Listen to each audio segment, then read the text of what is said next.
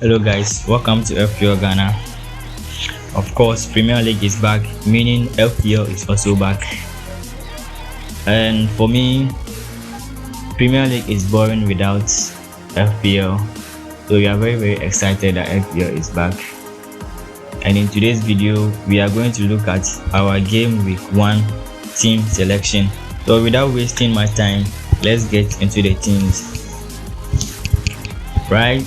So in group post we have Aaron Ramsdale, and for Ramsdale, I think this season for the game FPL game week 1, a lot of managers are going for Mendy, but I think Ramsdale is a very good pick over Mendy because in the preseason we have seen Arsenal defense looking very solid right there, but Chelsea's defense has been like shaky. With the departure of Rudiger and Christensen, it has although they have signed Koulibaly, but I think it will take a little bit of time for the defense to get back to the level that we used to know. So for game week 1, I am going for Aaron Ramsdale. So here is the defense. We have Trent Alexander-Arnold, who doesn't need any introduction in FPL. We have James, we have Walker and Trippier. The reason why I went for Walker over Trippier is that as of now, Man City hasn't signed any left back, so it means Cancelo will be playing at left back and Kyle Walker will occupy the right back position. So meaning you can save extra 2 mil on Walker instead of going for Cancelo. Although Cancelo provides a lot of attacking threats more than Walker, but I think for game week 1 we'll wait and see. I know what Cancelo can do, but for game week 1 I wanted to save that 2 mil and spend it elsewhere, so I'm going for Walker. And Trippier, last season he was a little bit injured, so he was out for the most of the games for Newcastle, and this season I have a feeling that Newcastle's defense will be very solid.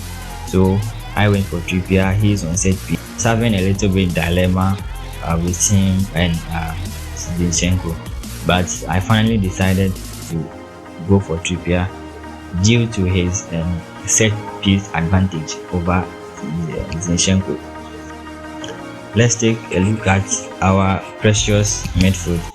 Last season most of the points came from the midfield, and a lot of the bargains of last season were midfielders.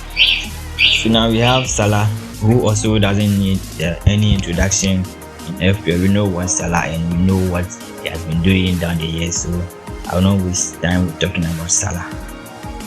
And we have Mount.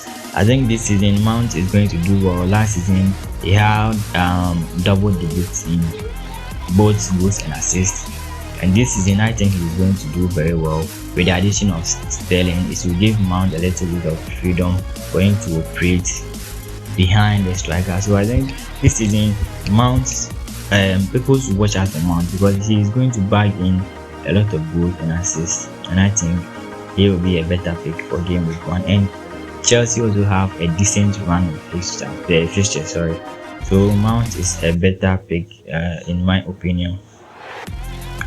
And we have Mahrez next. Mahrez is a little bit of a differential. As for me, I always want to have 1 or 2 or 3 differentials in my teams.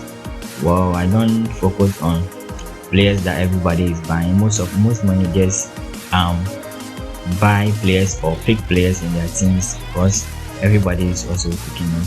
At least you should get some differentials in there. Then this season for game week 1, my differential is Riyad Mahrez, which has a low ownership of 5.8% with the time of recording. So next up we have Pedro Neto. At the beginning of the preseason, a lot of managers had him in their team, but later on when Bailey came into the scene, a lot of managers decided to transfer him out. But I think with both decent fixtures. He can get 1 or 2 or 3 goals and assists, a couple of assists into his name. With Jimenez injury for the beginning of the season, I think Pedro Neto will be the main man, and everything will depend on him. So I think Neto is a good pick, and Leeds has really good fixtures. So I have a good feeling that Pedro Neto will perform. Right. So in attack we have Kane and Jesus, and I think right now there are still debates about Kane and Haaland, but I decided to go for Kane. And Haaland is a good player, but I think for game week 1 or 2, I'm sticking with Kane. Maybe I might change Kane to Haaland in game week 2, because Kane will be playing Chelsea in game week 2, so I might change him to Haaland. Man City also have decent first 6 fixtures, and I'm hoping to take advantage of that. I hope you also do the same. So Jesus has been in a hot form in the preseason, bagging in 7 goals and a couple of assists, and he is the most owned player right now, and there is no doubt Jesus is going to perform this season, and I think he is the main man for Arsenal, and he is going to get a lot of goals this season. If you don't have Jesus in your team right now, I think you are really missing him. You should get him in your team. And Arsenal also have a decent first 6 or 5 game weeks. So I think it would be wise to get at least one of Arsenal's attackers in your team.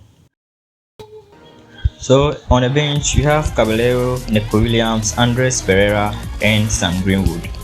For Neco Williams, which is moved from Liverpool to Nottingham Forest, I think he is a good budget 4.0 defender, meaning he is going to get a lot of game time ahead of the coming season. So if you don't have him on your bench, you should get him. We have Andres Pereira at just 4.5 million, and in the preseason he provided 2 assists. So I think he is going to be a good option on the bench as well. As for Sam Greenwood, we all know his game time will be limited, and I was planning to take him out of the team to go for another 4.5 forward, because with his high ownership, his price could drop to 4.4 when he doesn't get minutes. And keep in mind that at the beginning of the season, team value is very important. So when you drop in team value, it makes your team it makes it difficult for you to make transfers. So our team total value is 99.5, and we have 0.5 in the bank. The reason why I'm leaving this 0.5 in the bank is that when players that you don't have in your team starts to hit the ground running at the beginning of the season, you'll be fine. They can have a price rise. So when you don't have any money in the bank, it will be very difficult to get that player. For that, in order to get him, you have to take a hit, and which is not something that I'm considering. So I'm leaving the 0.5 in the bank in case the likes of Son, Haaland, or any other FPL player hit the ground running. It will be very easy for me to just switch to that player when they have the price rise. So that's my team, and I hope this season we have a better run, and I hope you also have a better run. Thank you for watching, and see you in the next video. And don't forget to subscribe and turn on the notification bell, because this season I'm going to give you more FPL content every week.